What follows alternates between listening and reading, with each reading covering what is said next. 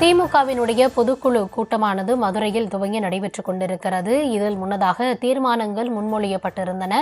என்னென்ன தீர்மானங்கள் என்பது குறித்தான விவரங்களை வழங்குவதற்காக இணைகிறார் எம்முடைய செய்தியாளர் ராஜேஷ். தொடர்ந்து பல்வேறு அண்மை செய்திகளை பார்த்துட்டு வரும். திமுக பொதுக்குழு முக்கியமாக இன்றைய தினம் துவங்கி நடைபெற்று வருகிறது. அதுல என்னென்ன தீர்மானங்கள் முன்மொழியப்பட்டு நிறைவேற்றப்பட்டிருக்கிறது, அது குறித்த விவரங்களை தற்போது வழங்கலாம். திமுக பொதுக்குழு கூட்டம் நடைபெற்றுக் கொண்டிருக்கிறது. இந்த திமுக பொதுக்குழு கூட்டத்தில் பல்வேறு தீர்மானங்கள் நிறைவேற்றப்பட்டுக் கொண்டிருக்கின்றது. அந்த தீர்மானங்களை தொடர்ச்சியாக நாம் பல்வேறு விஷயங்களையும் பார்த்து கொண்டிருக்கின்றோம்.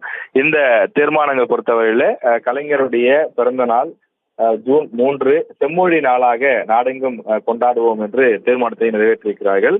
அதே போல தொடர்ந்து திமுக அடுத்த ஆண்டு ஆட்சிக்கு வருவதற்கான அந்த வாய்ப்புகளை தொடர்ந்து உருவாக்குவோம் என்று அவருடைய அந்த கட்சியினுடைய உறுப்பினர்களிடம் தொடர்ந்து அவர்கள் தீர்மானமாக நிறைவேற்றியிருக்கின்றார்கள். தொடர்ந்து இந்தியாவிற்கே முன்னோடியாக மகளிர் வாழ்வை மேம்படுத்தக்கூடிய அரசாக தொடர்ந்து திமுக அரசு இருந்து வருகின்றது என்றும் பாராட்டு தெரிவித்திருக்கிறார்கள். தமிழகத்திற்கு பெருமை சேர்த்த தலைவர்களை போற்றும் திமுக அரசுக்கு பாராட்டுக்கள் என்றும் தெரிவிக்கப்பட்டிருக்கிறது. ஒவ்வொரு குடும்பமும் பயன்பெற்றிருக்கக்கூடிய திமுக ஆட்சியினுடைய அந்த திட்டங்களை தொடர்ந்து மக்களிடம் எடுத்துரைப்போம் என்றும் தெரிவிக்கப்பட்டிருக்கிறது. தமிழ்நாட்டின் எதிர்கால நம்பிக்கையாக மக்களின் பேராதரவை பெற்றிருக்கக்கூடியவராக துணை முதலமைச்சர் உதயநிதி தொடர்ந்து இருப்பதாகவும் தீர்மானம் நிறைவேற்றப்பட்டிருக்கிறது. ஏழை எளிய மக்களை வதைக்கக்கூடிய நகைக்கடன் கட்டுப்பாடுகளை ரிசர்வ் வங்கி உடனே நீக்க வேண்டும் எனவும் தீர்மானம் நிறைவேற்றப்பட்டிருக்கிறது.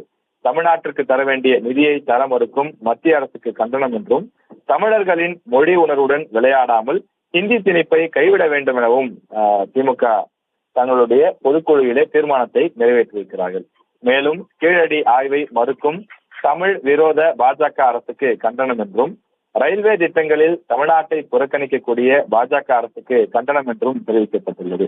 சிறுபான்மையினர் உரிமைகளை பறிக்கக்கூடிய நோக்கில் இஸ்லாமியர்கள் சொத்துக்களை சூறையாடும் வக்ஃப் திருத்த சட்டத்தை திரும்பப் பெற வேண்டும் எனவும் தொடர்ந்து மத்திய விசாரணை அமைப்புகளை தவறாக பயன்படுத்தக்கூடிய பாஜக அரசுக்கு கண்டனம் என்றும் தெரிவிக்கப்பட்டிருக்கிறது.